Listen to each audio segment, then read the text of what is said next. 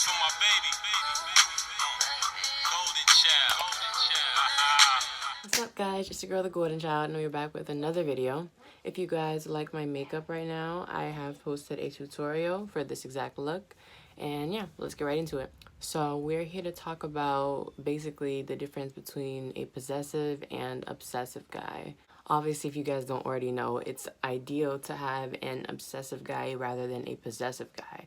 Now, some people, like, off the bat might be like, ew, if someone's obsessive, doesn't that mean that they're, like, all up on you too much? They, like, just basically obsess over you too much?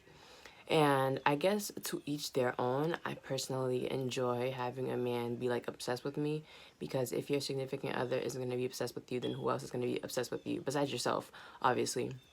But yeah, I just really enjoy someone who's, like, all about me, always wanting to, like, talk to me, have my attention, all that. I love it. I know some people think that's clingy, but again, to each their own. I love it. Like, if you're not all up on me and you don't want my attention all the time, something's wrong. Like, you must not like me that much, in my opinion.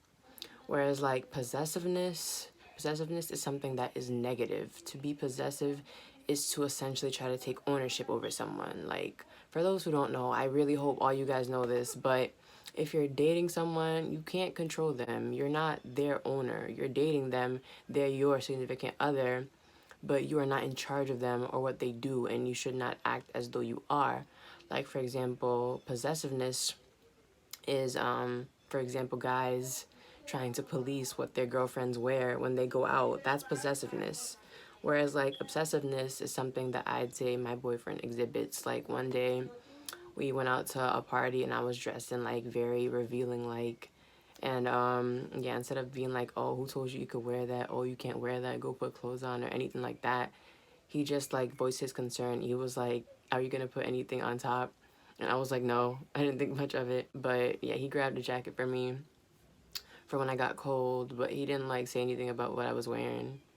So yeah, I really appreciate him doing stuff like that, because I don't really listen to anybody, even my parents, really. I just kind of do what I want. So him kind of just, like, letting it go if he doesn't agree with how I'm dressing, he just kind of, like, lets me do what I want, and I appreciate it. Like, you shouldn't have to applaud a fish for swimming. You shouldn't have to applaud your boyfriend for not acting crazy if you do something that he doesn't like, or, like, whatever the case may be.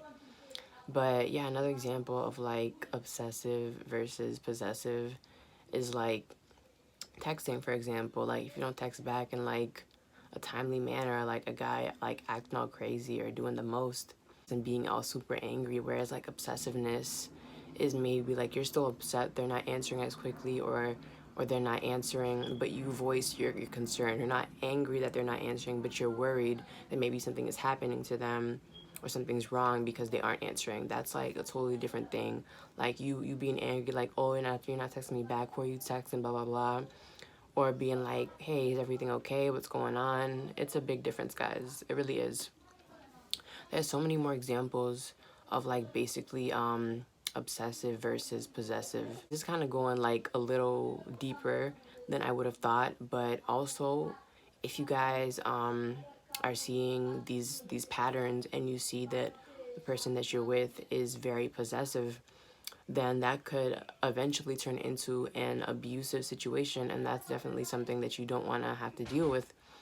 Like, abusive is not necessarily just physical. The first thing people think about when they think of abuse is physical abuse, but there is also mental and emotional abuse.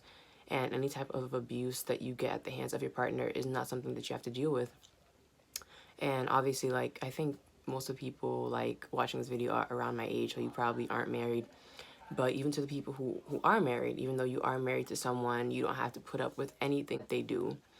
Even if you're married to someone, you're still an independent person, and if your significant other is abusing you or being too possessive or doing anything of the sorts, you don't have to stay in that situation. But yeah, I know, like, most of you guys watching this video probably are not of age to be married or just aren't married. But yeah, don't be with someone who makes you feel like you can't be yourself. Like, I like to dress a certain way. I like to show skin. I'm young, you know?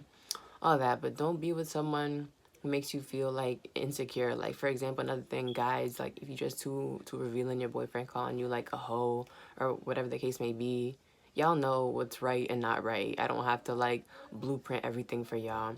But there is a clear line between obsessive and possessive. And like I hope some of the examples that I gave you guys a good idea of the dividing line between the two. And yeah, if you have any doubt about anything, I'd say just think about how what they're doing or saying makes you feel. Like if your significant other really cares about you, they won't say or do anything that will make you like feel bad about yourself. It's one thing to give like constructive criticism, like obviously if you're like obviously you'd want your boyfriend to tell you if you don't look good.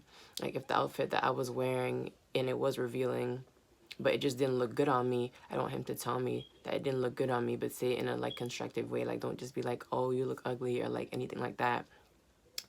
Yeah, just notice what's constructive criticism and genuine concern and what's just being rude, being a bad person. You guys can honestly tell that. But yeah, I hope what I said was helpful to you guys. And this video was kind of brief. Maybe I can go more into relationship stuff and my opinion on such things as this in another video. But yeah, I hope you guys enjoyed. And make sure to subscribe so you can become one of my golden stars. And peace out.